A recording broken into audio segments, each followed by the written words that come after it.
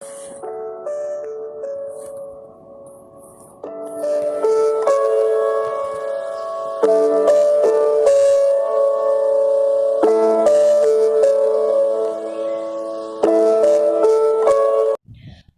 স্বাগতম জনাইছো মোৰ YouTube channel online education learn joyfully with Bornali Neog. মৰমৰ ছাত্ৰ-ছাত্ৰীসকল, মই বৰ্ণালী নেওগ আগবাঢ়ি আহিছো তোমালোকৰ লগত অসমীয়াত আলোচনা কৰিবলৈ অষ্টম শ্ৰেণীৰ হিন্দী বিষয়ৰ ৩ নম্বৰৰ পাঠ মেডাম মেৰী কিউৰী। এই পাঠটো মই ৩টা ভিডিঅ'ৰ জৰিয়তে তোমালোকৰ লগত আলোচনা কৰিম। Part 1, part 2 and part 3। বিভিন্ন ধৰণৰ লিংক হিন্দী বিষয়ৰ লগত জড়িত থকা তোমালোকে ডেছক্ৰিপশ্যনত চেক কৰিলে পাবা, মই তাতে লিংকবিলাক এড কৰি দিম। আহা পাঠটোৰ এতিয়া পাৰ্ট 1 ভিডিঅ'টো আৰম্ভ কৰোঁ। প্ৰথমতে আমি চাম পাঠটোৰ আৰম্ভণিতে মেডাম মেৰী কিউৰীৰ বিষয়ে কি দিয়া আছে। পাৰ্ট 3 মেডাম মেৰী কিউৰী অৰ্থাৎ 3 number lesson madam Marie Curie. Madam Marie Curie की कहानी संघर्ष की कहानी है। मैडम मेरी क्यूरी कहानी तो एटा संघर्षर कहानी। जीवनादर्शों से समझौता ना करने की कहानी। जीवनলৈ অহা বিপদবোৰ সাহসেৰে দূৰ কৰা এটা कहानी। वे एकमात्र ऐसी विलक्षण महिला वैज्ञानिक थी जिन्होंने 2 बार नोबेल पुरस्कार प्राप्त कर समस्त विश्व को आश्चर्यचकित कर दिया। তেওঁ এনেকুৱা এগৰাকী মহিলা বৈজ্ঞানিক যিগৰাকী বৈজ্ঞানিকে 2 বাৰকৈ নোবেল বঁটা প্ৰাপ্ত কৰিছিল আৰু গোটেই বিশ্ববাসীক আচৰিত কৰি তুলিছিল। आज हम उनके भाग्य को सराहते हैं। আজি আমি তেওঁৰ ভাগ্যখনক প্ৰশংসা কৰোঁ। তাৰপিছত চাবা হা। लेकिन उनके जीवन पर दृष्टि डालने से पता चलता है कि मेरी का दोहरे नोबेल पुरस्कार तक पहुंचने का यह सफर अनगिनत कठिनाइयों से भरा है। তেওঁ জীৱনৰ অধ্যয়ন কৰিলে আমি গম পাম যে তেওঁ 2 বাৰকৈ নোবেল বঁটা বিজয়িনী হোৱাৰ কাৰণে যথেষ্ট সংঘৰ্ষৰ সন্মুখীন হ'বলগীয়া হৈছিল। তেওঁ সেই সংঘৰ্ষৰ সময়ছোৱা বিভিন্ন ধৰণৰ অসুবিধাৰে ভৰपूर আছিল। इनका संपूर्ण जीवन विज्ञान को समर्पित एक तप था। तप माने হৈছে তপস্যা। তেওঁ সম্পূৰ্ণ জীৱন বিজ্ঞানৰ ওপৰত উৎসৰ্গা কৰে এটা তপস্যাৰ দৰে। মেৰী কিউৰী তাৰপিছত চাবা হা, মই অকণমান আফ কৰি দিছোঁ।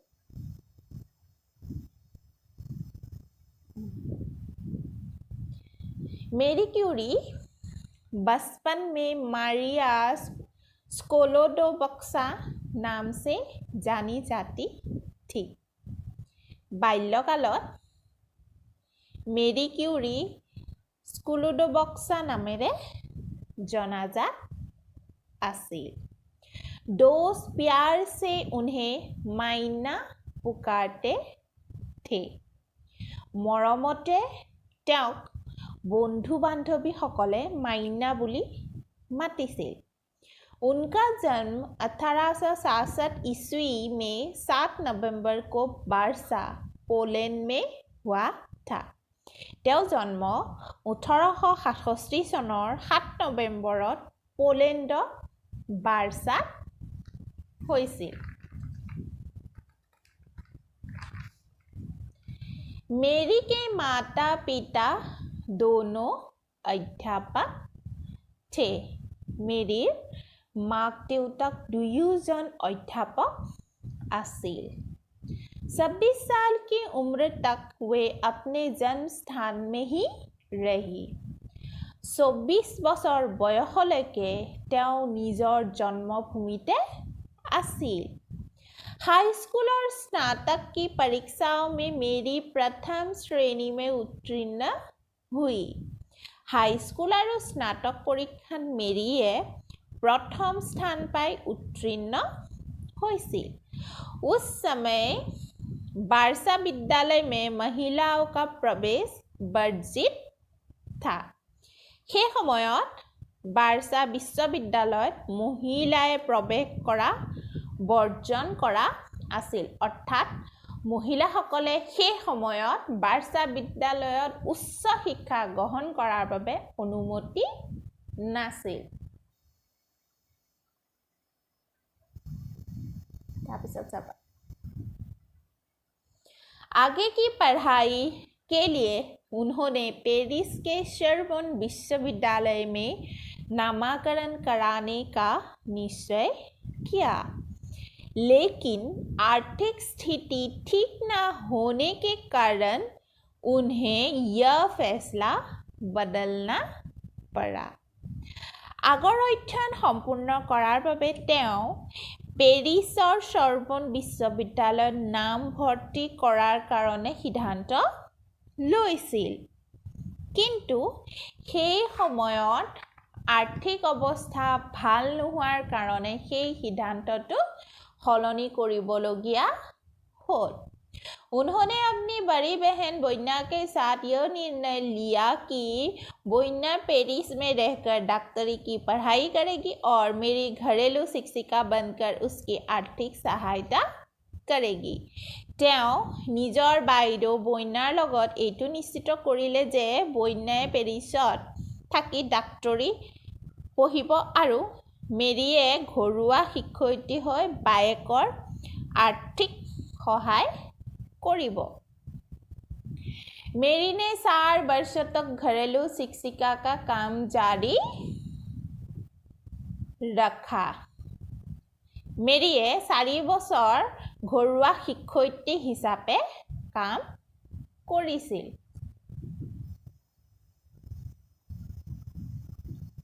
তাৰপিছত চাবা अंततः 4 वर्ष बाद पेरिस से बहन का बुलावा आया।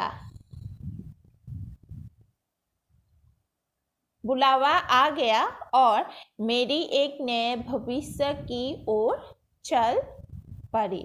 অৱশেষত 4 বছৰৰ পিছত বায়েকে পেৰিছলৈ মাটি পঠালে আৰু মেৰিয়ে এটা নতুন ভৱিষ্যতৰ ফালে আগবাঢ়ি गई। 1891 ईस्वी में पेरिस के लिए रवाना हुई। 1851 চনত তেওঁ পেৰিছলৈ ৰাওনা হ'ল। पेरिस में कुछ दिन बहन के साथ रहने के बाद मेरी ने अलग रहने का निश्चय किया। पेरिছত কিছুদিন বায়েকৰ লগত থকাৰ পিছত মেৰিয়ে বেলেগে থকাৰ সিদ্ধান্ত কৰিলে।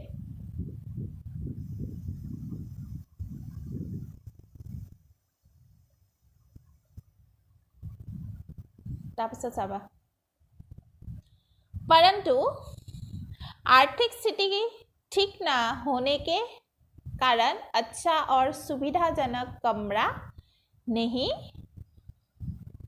मिला। सुविधाजनक कमरा मिलना नामुमकिन था। किंतु आर्थिक स्थिति ভাল নোহোৱাৰ বাবে ভাল আৰু সুবিধাজনক কোঠা পোৱা অসম্ভৱ आसिल। इसलिए मेरी को छठी मंजिल पर एक ऐसा कमरा किराए पर लेना पड़ा जो गर्मी में गर्म और सर्दी में बहुत ठंडा हो जाता था। সেইবাবে মেৰীয়ে 6 মহলীয়া এটা এনেকুৱা কোঠা ল'বলগীয়া হ'ল যিটো গৰম দিনত গৰম আৰু ঠাণ্ডা দিনত বহুত ঠাণ্ডা হৈছিল। पेरिस में ही उनका परिचय एक वैज्ञानिक से हुआ। पेरिसत তেওঁ চিনাকি এজন বিজ্ঞানীৰ লগত হ'ল जिनका नाम था पियर क्यूरी। তেওঁৰ नाम আছিল पियर क्यूरी। पियर वैज्ञानिक कार्य के प्रति पूर्णतया समर्पित वैज्ञानिक थे। पियर वैज्ञानिक काমৰ प्रति সম্পূৰ্ণ সমৰ্পিত এজন বৈজ্ঞানিক আছিল। दोनों ने एक दूसरे को पसंद किया और 1895 ईस्वी में पियर क्यूरी और मेरी क्यूरी विवाह सूत्र में बन गए। দুয়োজনে দুয়োজনক পছন্দ কৰিলে আৰু 1895 চনত পিয়েৰ কিউৰী আৰু মেৰী কিউৰীৰ বিবাহ সম্পন্ন হ'ল।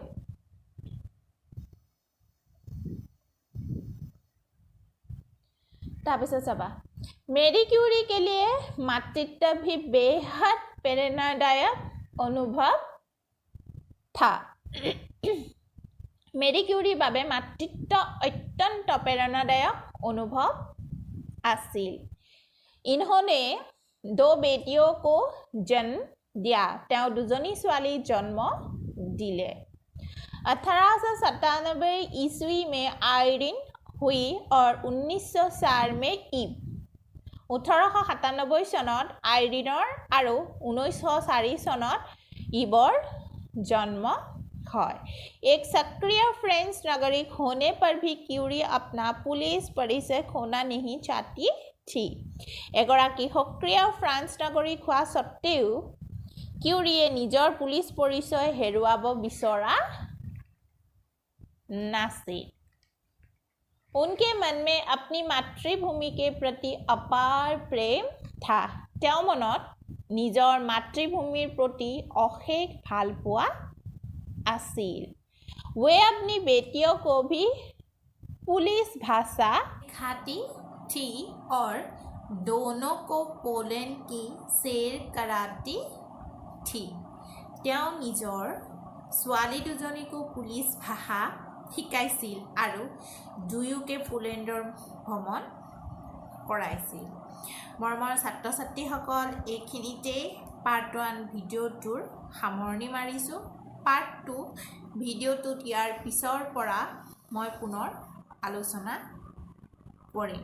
সকলো ছাবস্ক্ৰাইবাৰ আৰু সকলো দৰ্শককে মোৰ ফালৰ পৰা আন্তৰিক ধন্যবাদ জ্ঞাপন কৰিলোঁ।